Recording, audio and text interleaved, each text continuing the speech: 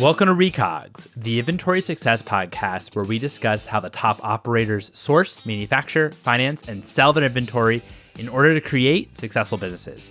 I'm your host, Mike Gelb. I'm the community manager here at Manufactured. Manufactured is the inventory success platform for consumer and B2B companies. What do we mean when we say inventory success? Well, we help SMBs manufacture, finance, and distribute inventory across 20 categories. If you're looking for help to reduce your COGS or inventory financing or selling into new channels, we're happy to see if we can help at manufactured.com. Now, this is a free podcast, but that doesn't mean we don't have a favor to ask. If you're enjoying the show, if you can please subscribe on YouTube, Spotify, Apple, or wherever you're listening so you don't miss when the next episode is, that'd be amazing. If you could also leave us a review on the Apple Podcast, that would mean a lot. We not only produce content that's helpful for consumer businesses and B2B businesses, but we also love to throw events and help bring the emerging consumer industry together. To subscribe to be in the know on when we're next throwing an event, click in the show notes. It's manufactured.com/events. Our guest today is Ryan King. Ryan is the CFO of Thread Wallets. Thread sells unique wallets that is designed to fit your lifestyle in both functionality and style. They also sell bags and other accessories. We discuss how they went from building wallets in their garage to becoming a multi-million-dollar brand, their approach to DC, and not only getting into retail, but also how they stayed in retail, and as well as their margin structure. Without further ado, here's Ryan.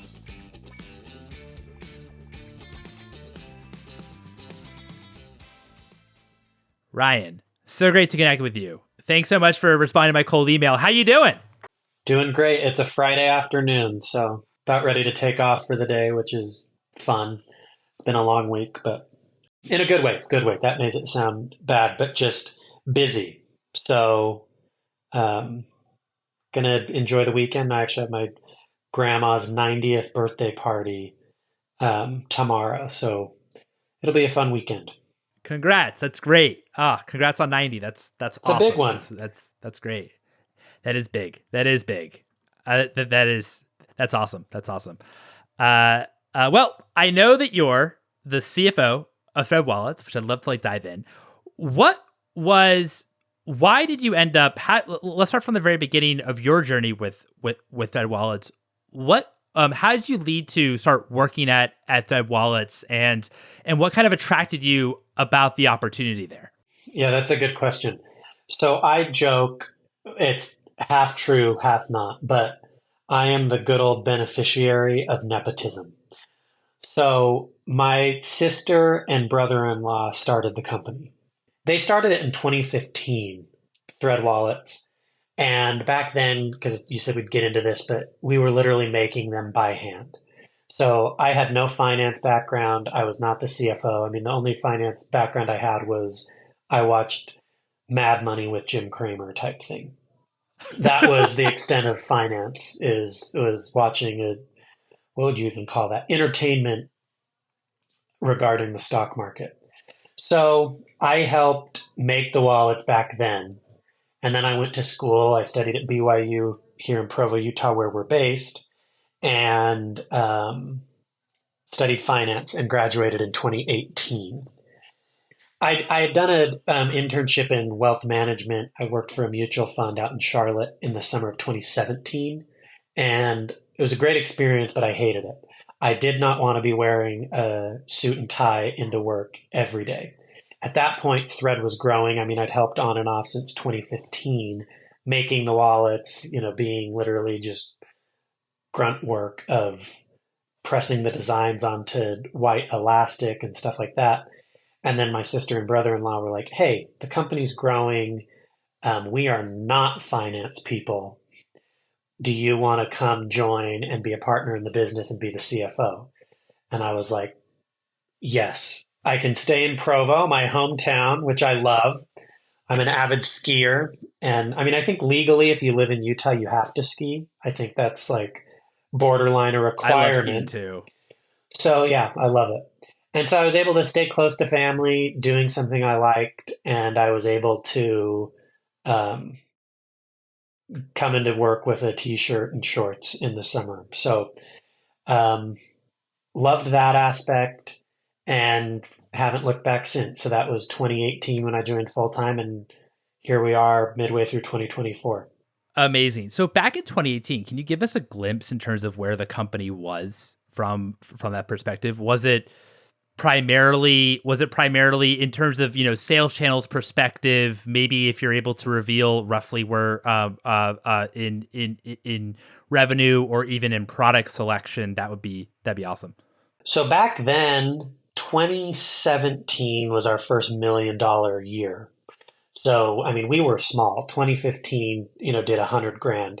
Our CEO actually just, and my sister, who's the co-founder, they just shared some screenshots of goals that they had their first year of business, and it was do 100,000 in revenue. So started in 2015 and did hit that goal. I think it was just north of 100,000 in revenue. And then by 2018 or 2017 was $1 million in revenue. And then I joined at the start of 2018. So we were just over a million in revenue, fully bootstrapped. We've never had outside investment. I mean, we have lines of credit and stuff like that to help. But back then, it was strictly our website. I mean, we had a few wholesalers that carried our stuff, like little local shops here in Provo. But early on, it was um, almost all our website. And that was back in the good old days of cheap online advertising. Back when you didn't have the iOS update and everything. Exactly. So And it was that's mostly our main Elastic wallet. That was our product, which is, for those who are listening, basically a glorified rubber band that our founder came up with. So that's what we were selling back then. when when you saw that product was doing really well, and your entire family did, and the people around you did, what do you think that the reason why the product was actually producing, was actually really kind of skyrocketing or performing quite well? And then when you came in as CFO, what was then some of the big challenges that you had to face when you're kind of just hopped in the the driver's seat, as a CFO, that you had to face when you first came in full time? Yeah, so why the product did well and continues to do well. I was just at an event for Thread in Colorado this last weekend, and our Elastic wallet sold crazy well. And I think why it sells well is it's functional, one, and it's expressive, two. So I can't tell you, I borderline Mike am a creep because when someone pulls out their wallet at the grocery store or in front of me at a fast casual restaurant, I'm always eyeing, oh, what kind of wallet do you have? Or, what is it that you've got? But we just have a lot of people. You meet a lot of people who are using a rubber band or a paper clip or something to hold their cards together. And our Elastic wallet achieves that. You can hold your cards in a really secure way while also having a fun design on it. So that's why I think it resonated well early on and continues to resonate. Your second question was, what challenges did we face? To be honest, for me personally, I think it was kind of a what does a CFO do? Because I studied finance, but everyone, were getting jobs in roles that were finance analyst at Microsoft, where there was a huge training program or whatever.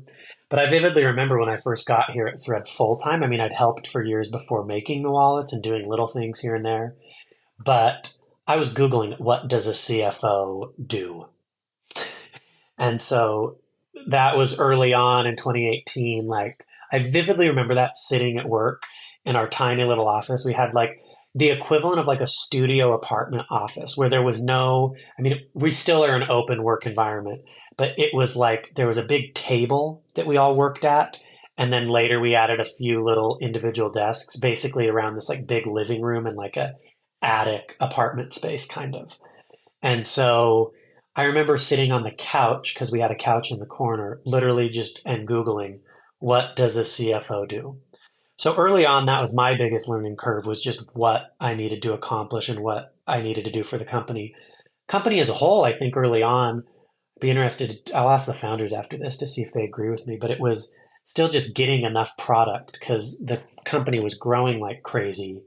But in those early days, some of our products we were either still making by hand or had really limited um, production capabilities at factories. So it just took a minute to be able to get the inventory we needed to fulfill orders. I would say, well, how did you all approach scaling? I don't know if that was one of your kind of core responsibilities, but was how did you kind of manage to take a product that you were that your family was building by hand, building in garages, and actually take it to at this point, I imagine you're working with factories and kind of managing the whole minimum order quantity. But how do you actually then kind of scale that in terms of actually producing enough inventory so you're not sold out all the time? Which I assume that was kind of happening. Oh yeah, so like early on, this is before 2018, which is just talking about like inventory. It's kind of funny because these stories don't get brought up, like you said, on other podcasts about marketing or something. But we like mastered the just funny, really quick story. We mastered the like just in time inventory model to where Colby, our CEO, would say, "Hey, we have 20 people who have ordered this design today, and we have two in stock. So we need to make 25 of these wallets today to then ship out this afternoon." And so we would literally early on, we would then just make the wallets and then ship them out later that day, or say it was a Wednesday. It was like, hey, we can, wait till tomorrow. That's fine. That's one day, but we've got to make these wallets. But how we scaled or what we did, I think big, you could ask our CEO, it was important to get a team in place because for so long it had just been Colby and Mackenzie Bauer, our founders, and then just, little grunt work help type things like me. But getting a team in place helped a lot.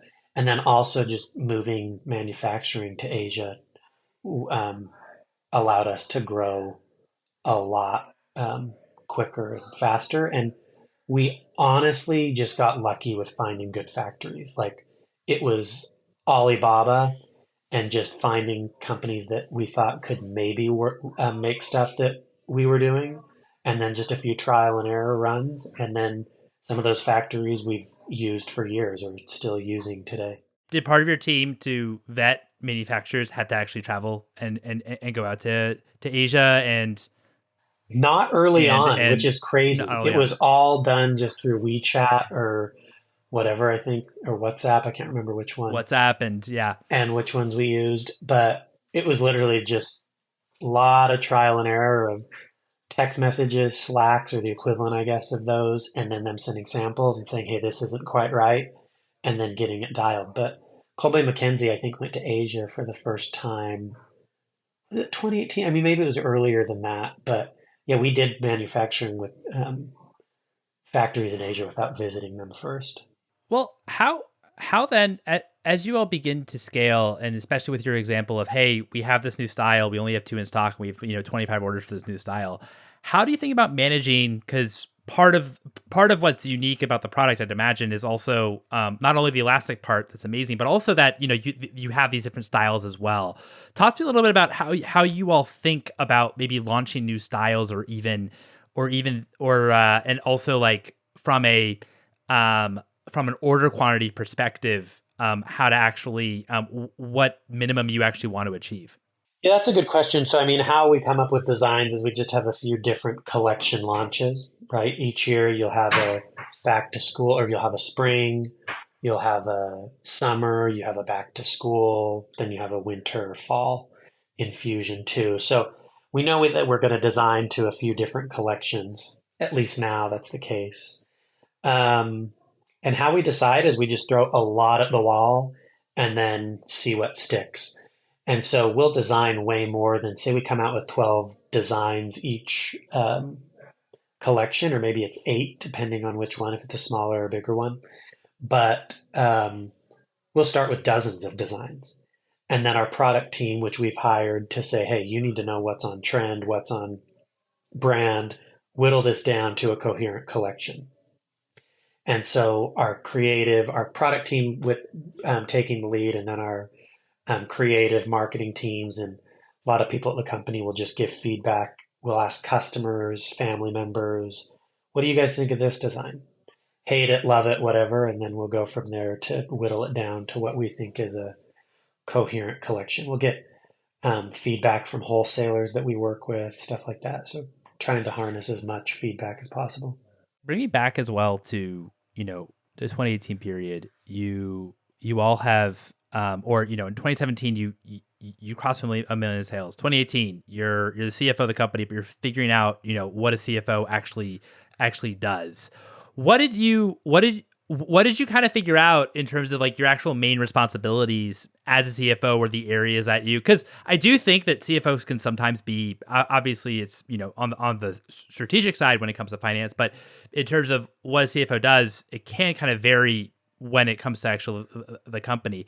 How did you kind of land in terms of your own responsibilities for driving the growth and success of Thread? Well, that's like changed over time too, I must say, is because back in 2018, I was the finance guy. So, I mean, at the bare minimum is what I started with, was just making sure that we were getting paid and paying people. So, if we worked with a contractor, it was like, okay, we got to make sure that they're paid and we got to make sure that we have money in the account to pay them. Then strategically, it's okay, how do we maximize revenue and optimize expenses? So there's that. There's cash flow forecasting, which is still um, a huge piece of the job. Helping sales channels come up with projections, feeding them data, helping them come up with coherent numbers. But back then, it was also wear a lot of hats. So I also headed up all of our custom projects. So we actually do a lot, and it's continuing to grow to this day. But brands will reach out. I mean, fairly straightforward, but say, hey, we want 100 wallets for a trade show that we're going to with our logo and colors on them to give out to potential clients. So we'll do that. I was in charge of all of that back in 2018, and was also in charge of, we got on Amazon. So I figured out, literally Googling back to that, what does a CFO do type question, as I'm Googling, how do you get on um, Amazon? How do you get your brand on there? So it started out a lot broader and then is now just focused more, obviously, as we've grown, to be very finance forward and thinking about strategically where we should spend our money and how to maximize revenue. Well, I guess in the beginning, when it was maybe a bit more generalist per se role, and I totally understand in terms of the first responsibility, making sure you get paid, and also making sure that you're paying your vendors or the appropriate people. How did you think about from a sales channel perspective, since you were largely D2C? How did you think about the expansion side? I know you mentioned when if it made sense even to go on Amazon. What was your thought process behind introducing new sales channels into the business? That's a great question. Is I don't ever remember early on like um, are we going to go into wholesale, and to us, how we define it, wholesale is selling to other retailers. So like, for example, our biggest partnership is with Shields. So we're in Shields nationwide. They're an amazing company. Plug for them. Anyone go shop at Shields. They're a well-ran company. Um, but early on, like even in 2015, just down the street, Colby, our CEO, was knocking doors of little boutiques and saying, hey, we have these new cool wallets. Will you carry them? And so they became wholesalers early on for our products. But how the differentiation came, I honestly don't remember a conversation of, hey, it's time to expand to this sales channel. We had kind of just, it was the website to start. We were organically doing a little custom business. Funny story there is, Colby, even before I came on, he would wear all these hats. Someone would reach out for custom product, and he would say, oh, yeah, let me send this to our product or our custom department. So then he would forward the email to custom@threadwallets.com. Then he would switch his email browser to custom@threadwallets.com, respond as if he was the head of, he wouldn't put his name, but he would just say, hey, so-and-so, sorry you're looking to do custom products. Here is our price sheet. Thank you so much. Done. And so then to people, we came across as much bigger than we actually were, because it's sent to a separate email, and Colby got really good at design. So he would, make the wallets as the head of custom. He wouldn't put his name there. He would just literally say like thread customs or something. And so, anyways, we've just had like an organic, I think some of them in some ways have just kind of been organic. We would then have wholesalers reaching out and say, hey, can we carry your product in stores? We've heard about you. Boom. Wholesale channel starts growing. Amazon, that was a conscious decision to go on there. And then over time, we've opened up a few of our own retail stores here, mainly in Utah, but a few out of state. For wholesale channel, how did you always know from a margin perspective that this product could actually work price wise in wholesale? Did you have to reprice for wholesale, or what was your how were you able to kind of, because of course not every product that's D2C could actually work in wholesale. So how did you all think about that? Yeah, I mean, we've been lucky that we have the gross margins to just do it. You're always targeting at least 50, points a margin when it comes to wholesale. And luckily, with these little elastic wallets, we've had really good margins.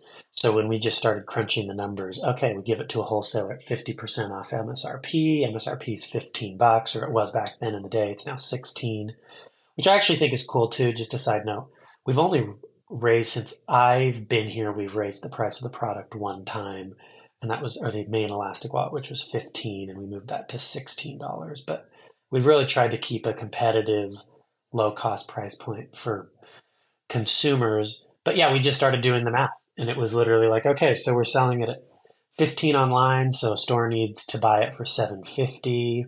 Well, what does it cost to make it? Okay, that checks out. We're still getting, they're getting 50 points of margin, and we are getting, 50% margins at least. So there really what didn't have to be a repricing of the product. Colby, I guess, just shot from the hip early on pricing the product, and it worked.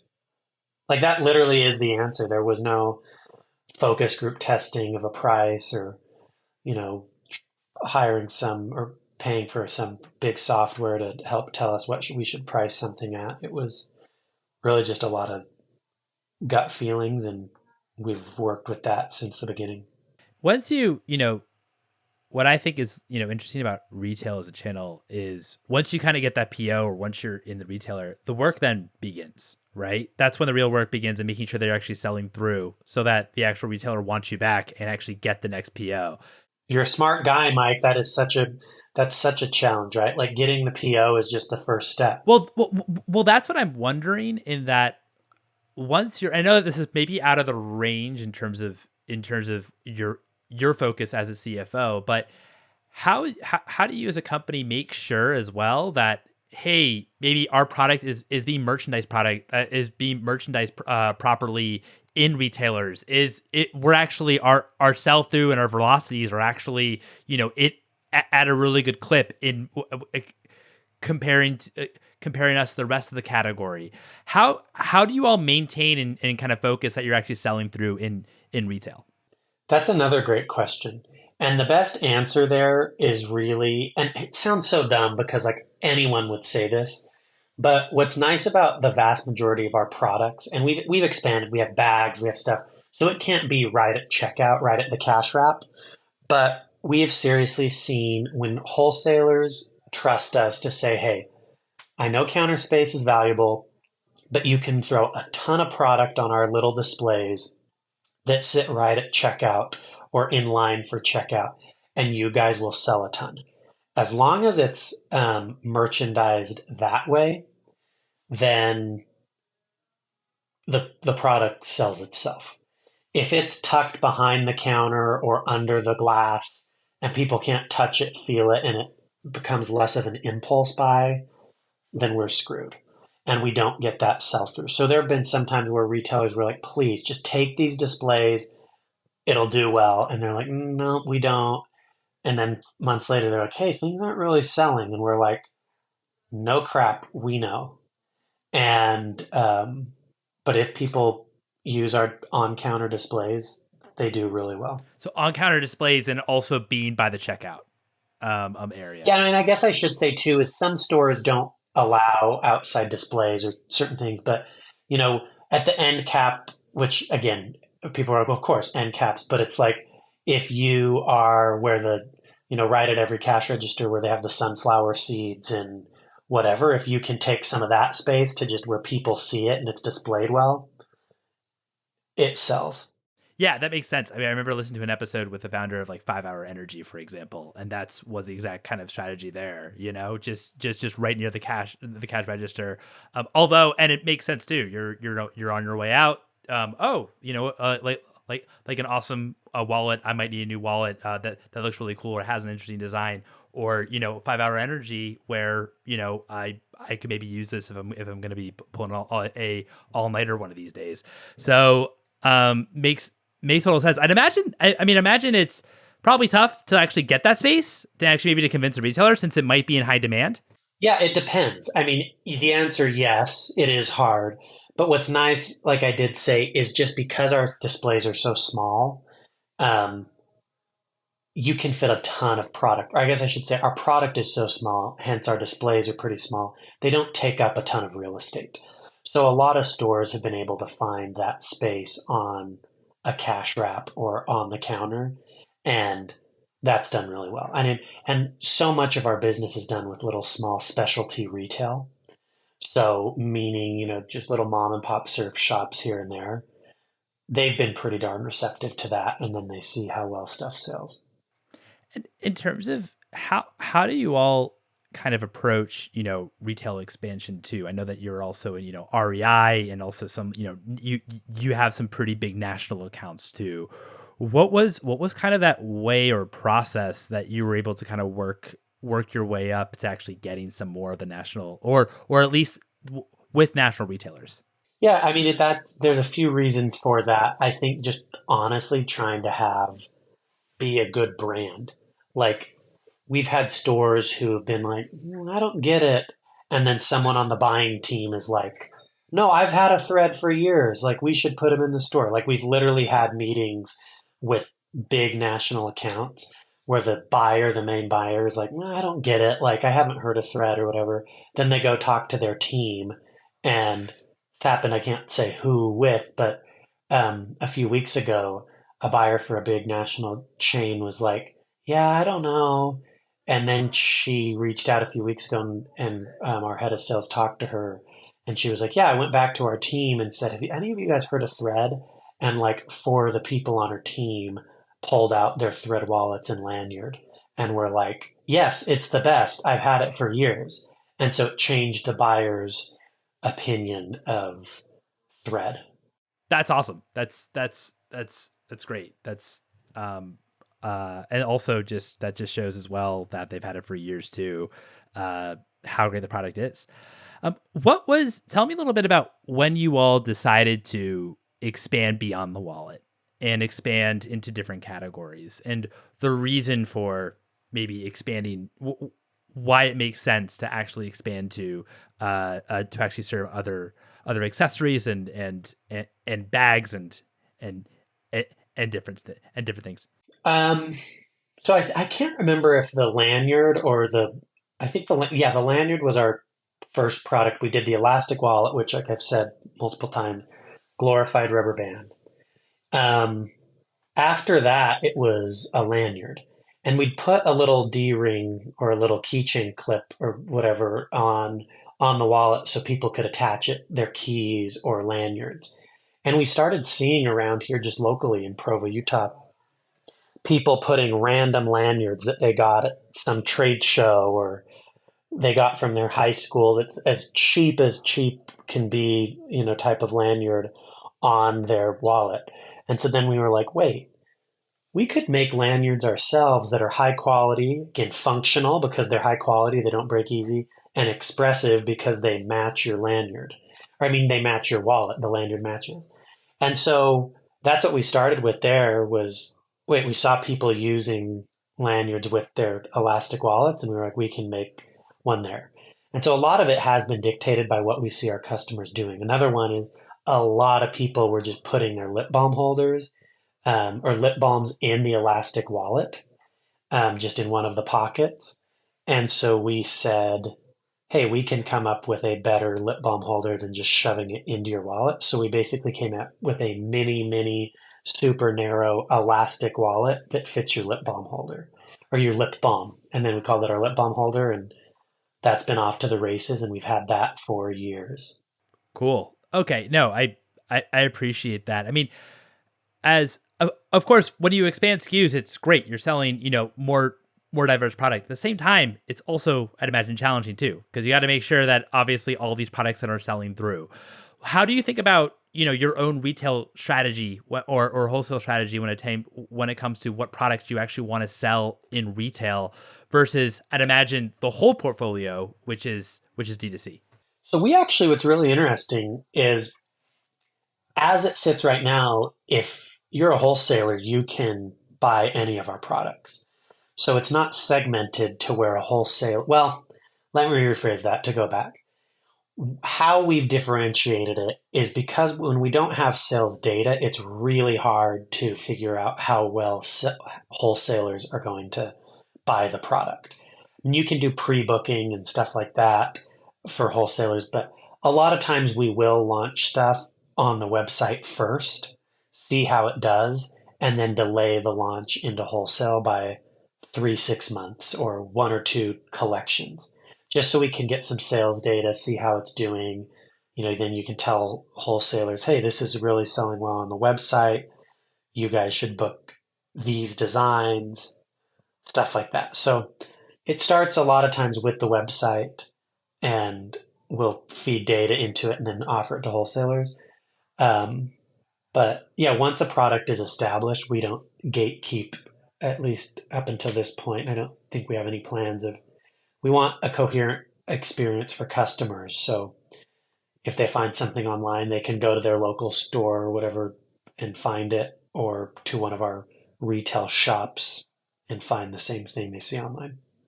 But are there, when you're in a new account, at least on the outreach side, or you want to get into an account, for example, do you pitch like certain products, for example, versus Yes. others based off of sales? Yeah. Yeah. So that's perfect. So we have like, well, on the most basic level, we have like, how would I say it? New accounts will sometimes come to us and be like, well, what should I even order? And we'll just say, okay, here's a great starting order. See what sells through in your shop, and then, order more of whatever is selling best. Because there is some regionality to things, right?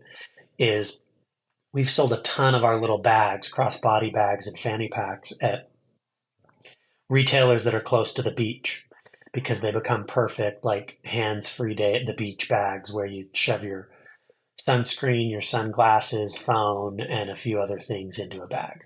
So those do really, really well in certain parts of the country. But whereas other stores, it's like the best selling item is the elastic wallet, or a vertical wallet is what we call it, which is just a little card holder. But um, so it just kind of depends on what the retailer is. Like, some do really well with back to school stuff. So we just launched a full size backpack um, into a few different retailers this week, as it's going to hit, which sounds crazy because it's June, but capturing back to school. So just depends on the retailer and where they're located and stuff. Interesting. Interesting. I think what's also fascinating about your story, as you mentioned, is that you haven't raised outside capital, which is really impressive. How, and especially you're obviously the person to talk to as a CFO. How do you think about in terms of financing the growth? What are the ways you've been able to do it without actually having to fundraise? Because you have an assortment of products. You're also in wholesale, which also presents its challenges as well with net 60, net 90 terms and what have you. What has been your approach to actually financing the growth? Good gross margins.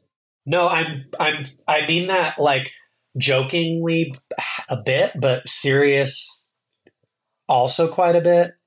Is like there have been a few people who've come up to me and been like, "Man, you must be doing a great job as the CFO. Like, never taken outside capital.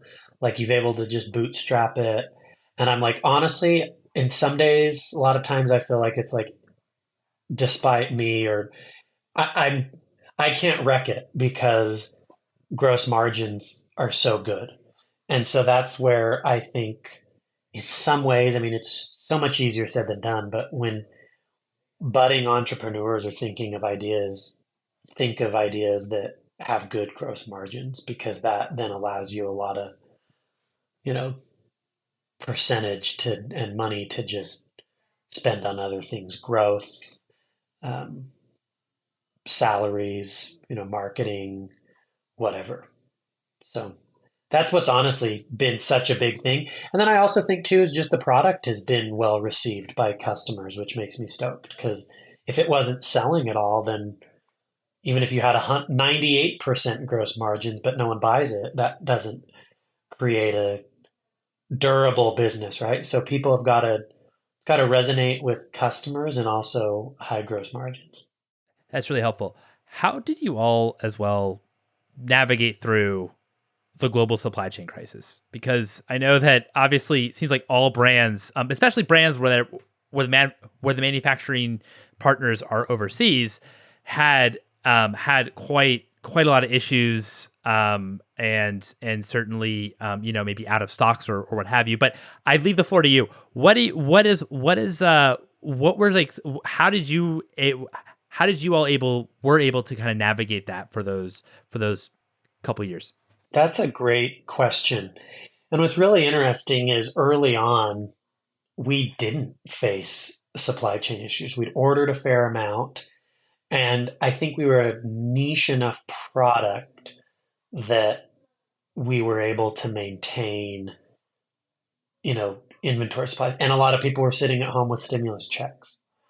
And I know so many brands like this, but 2020, right when COVID started, I think it was like February or March, maybe when it got really bad. Like we knew about it earlier than that, but when it became a real thing, there was a few week period where we were like, oh crap, like this is an oh crap moment. Like sales are down. What if they continue like this? And then all of a sudden they just skyrocketed. And that happened until like fall of 21, I believe.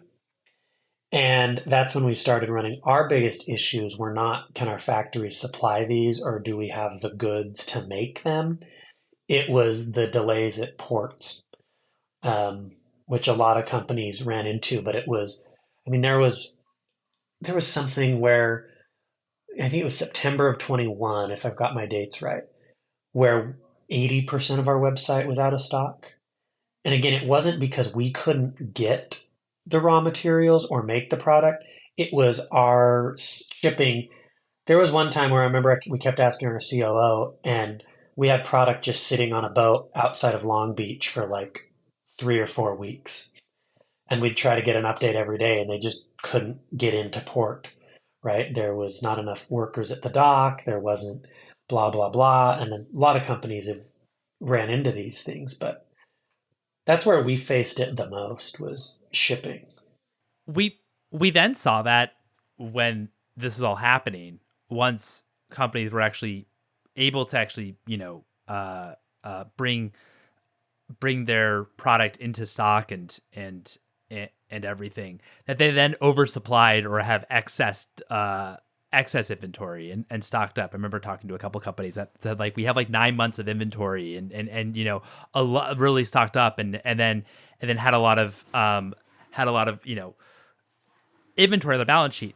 Did you all have to make that move from your standpoint, or did that change how you thought about inventory and how much stock to actually hold?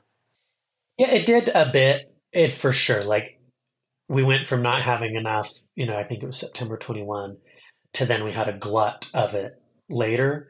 And we had to liquidate some of it. And when I say that, we've, just used a few different liquidation channels. But we have not faced that as much as other companies. And one of the reasons there too is it's the double-edged sword. Is say you were stocking, I don't know off the top of my head, I can't think of one, but a widget that costs $100 to make each one. So that's your COGS. And then you order thousands of too many of that. Well, then you're in a really bad spot. Where us, it's because it's such a low price point and average order value, you overstock on elastic wallets. Well, those are not that expensive to make. So your downside risk isn't nearly as bad as some other companies. Got it. No, that's helpful. My final question to you is, what would you value more? $100 of COGS, $100 of inventory, or $100 cash? What would I value more? Oh gosh. I think that's actually maybe I'm overthinking it and there's a simple answer, but it depends on how quick we're selling, right? If I could guarantee that $100 of COGS is going to sell tomorrow for 10x that or whatever at full MSRP, then heck yeah, I'd take that $100 of COGS. If it's a slow season and we're not selling through stuff, then I'd take the $100 cash. Cool. No, that's a great way to kind of frame it. How I think about this is that if you have a product that's moving, then you take the COGS every day, because obviously as long as you have any margin on it, then then of course that's worth way more than the $100 cash.